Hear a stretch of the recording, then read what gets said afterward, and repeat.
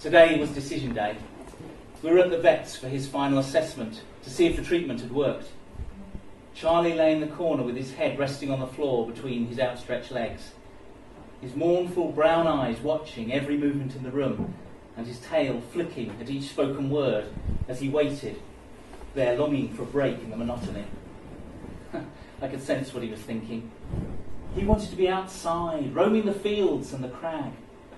Confinement over the last few weeks in the cage on our kitchen floor had been a long and boring torment for him, and he couldn't understand why he'd been permanently locked up. I feel sorry for him. Sorting the finance had been a concern, and worrying about the outcome was still a strain for my wife and I, but it was nothing to what Charlie had been through. Soon we would know if it had all been worthwhile.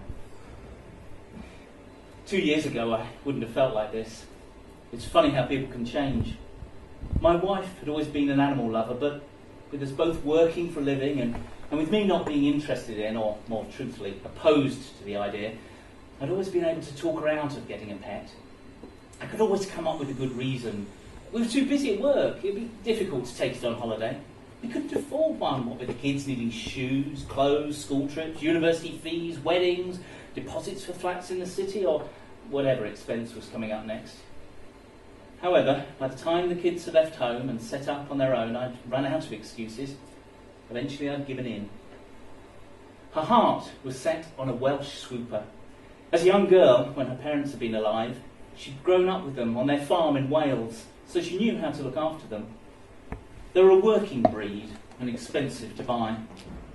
Being about the same size as border collies, they'd started to replace them on the Welsh sheep farms because they were even better than collies in the remote and harsher hilltops, and they possessed significant advantages in the ice and snowdrifts of winter. Any cheap crossbreed would have done as a pet for me, as I just thought my wife was looking to fill a gap left in her life by the kids. A friend in the village had owned one some years ago and had recommended the breed. Apparently they were loyal, gentle, trusting and friendly if you treated them well.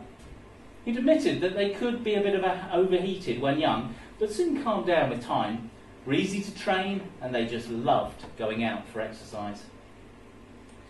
My wife was now only working part-time, and with every weekday afternoon free, she intended to retire soon, so I could no longer use the excuse that it would be unfair on a pet to leave it alone in the house all day whilst we were at work.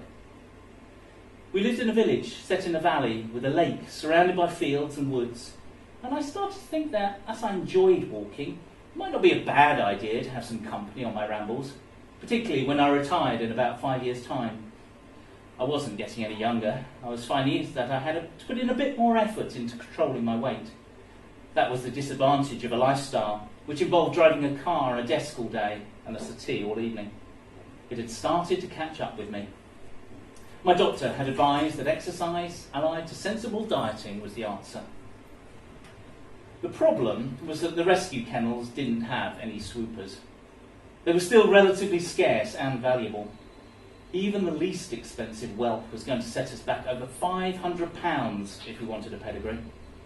Being naturally thrifty, I persuaded my wife that if she wasn't going to settle for any cheap and cheerful but deserving crossbreed from an animal charity, then £250 was enough to spend on a pure breed. To my surprise, she agreed. She then announced that I was to join her on a drive to Wales to look at a litter that she'd found on the internet. Ones from matching parents, but without any formal paperwork and pedigree documents, and consequently within my budget. How could I refuse? Please, come in. The location was on a scruffy council estate in Wrexham, with houses surrounded by broken fences and rubbish in the gardens. I began to wonder what we might be getting into. It was more pitbull than pedigree territory. My fears were unfounded. A young woman opened the door and showed us into a fairly tidy and well-kept interior. That put paid to my last reservation, that any pet would wreck our home. Since you first contacted me, I've sold all but one of them. We followed her into the kitchen to see the last one. He's 8 weeks old and will need his injections. You can see the parents out the back if you want. It doesn't matter what they are. Puppies, kittens, cubs, chicks or whatever. There's just something about baby animals that instantly gets to you. A round bundle with big eyes and even bigger feet popped out of a cardboard box in the corner and came rushing towards us, skidding into my feet on the damp laminate floor, rolling over, and then dashing round the kitchen, peeing in his excitement. As soon as I saw him, I just knew that my wife wouldn't be leaving the estate without him. I would never be able to explain it in a million years, but I felt the same way that she did.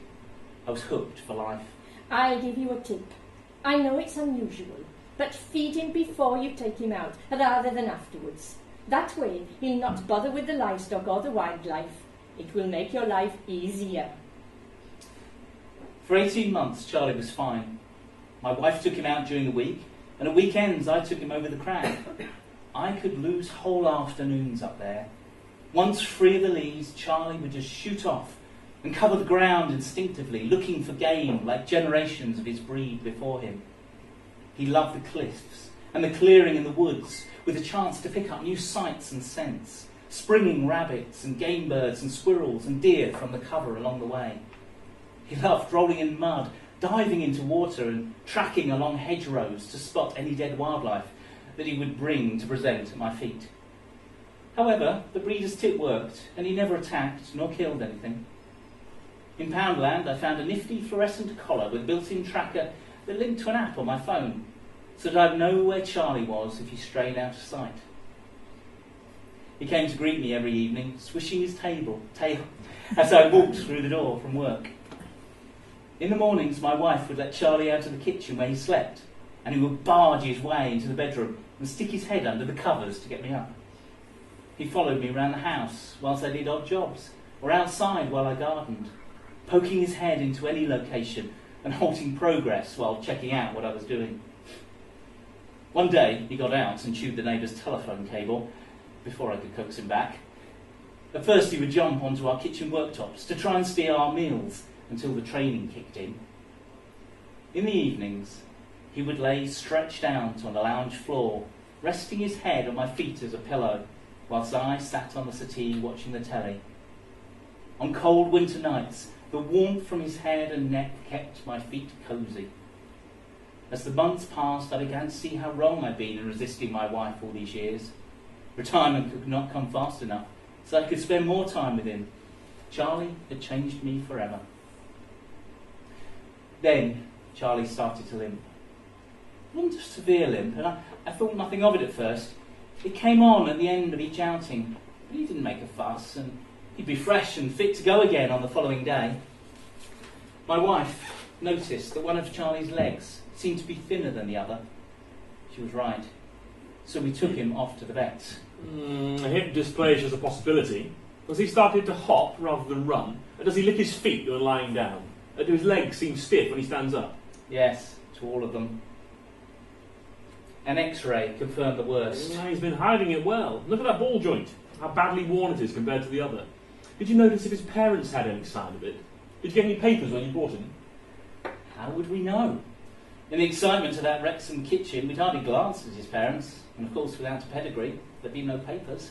It's likely to be a genetic condition passed down from his parents.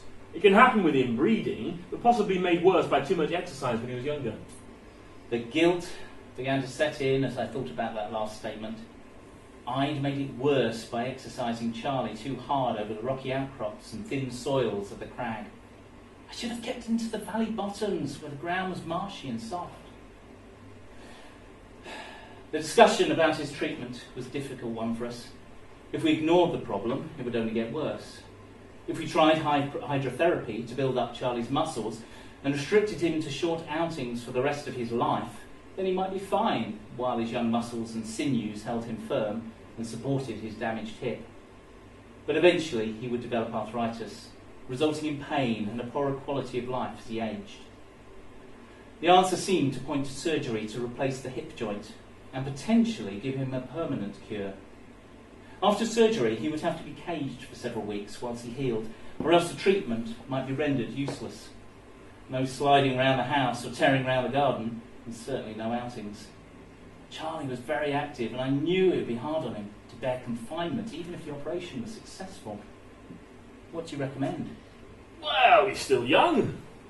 If successful, the benefits could last him a lifetime. In Charlie's case, I'd recommend surgery if you can afford it. You have pet insurance? No, we never got round to thinking about it. Well, I can arrange the surgery, but it won't be cheap. How much? I can't see you getting any change from £5,000. My God. Even then, I have to advise you, this is groundbreaking surgery. Never been done on this breed before, although it's used commonly enough on humans and some other animals. Also, as with any surgery, there are the usual risks, so there's no guarantee about the outcome. And there are extra health and safety precautions for my staff in this case, such as remembering to remove any bottled gases from the surgery while he's recovering from the anaesthetic. However, my team has a good success rate for this type of operation in normal circumstances. We just didn't have that kind of money readily available. We planned our finances to coincide with my retirement, and that was still 3 years away. The mortgage would be paid off then, my private pension would kick in, and that would provide us with a lump sum and an annual income topped up by my state pension. There was no way to access it any earlier. Any small investments we made were tied up in longer-term plans to benefit from better interest rates, with significant penalties for early withdrawal. The truth was that despite all our thrift and planning, the bank of Mum and Dad had not foreseen the possible consequences of this expensive late addition to our family. And of course Charlie was now a fully integrated member of that family, and what he was suffering was partly my fault. However, I still had 3 years of earning potential, and that left one possibility. With a bit of scrimping and scraping, forgetting about holidays and unnecessary luxuries, we agreed that it should be possible to meet the repayments for a short-term personal loan, provided we could obtain something with a reasonably low interest rate. That would cover upfront costs of the operation. It was time to see the bank manager. Initially, he was sceptical, but when I explained that this was groundbreaking surgery on an unusual breed by the TV Supervet, that it might be filmed and broadcast, and the bank just might get some good publicity out of it, he quickly became enthusiastic. I couldn't complain about taking out the loan. I'd probably saved more than £5,000 over years by not having any other pets. And now it was payback time. And having Charlie restored to health would definitely be worth it. The latest X-ray had been studied. The supervised walk around the exercise field on the lead was over. The vet was giving the hip one last feel on the examination table. Okay, that's fine. It's healed up nicely and no sign of infection. But we're not completely out of the woods yet. For the next couple of weeks, he can have short outings on the lead. It's just common sense. You need to ease him back with gentle exercise to rebuild his leg muscles over time. After that, you can let him off the lead to roam free, but try to avoid any hard landings for a couple of months. I think he's going to make a full recovery. I breathed a big sigh of relief. Charlie swished his tail and stepped to the edge of the examination table to hop down. Steady on, boy, said the vet, folding Charlie's wings back into position and lifting him down instead. That's the trouble with dragons, they just love to fly. What did I just say about hard landings?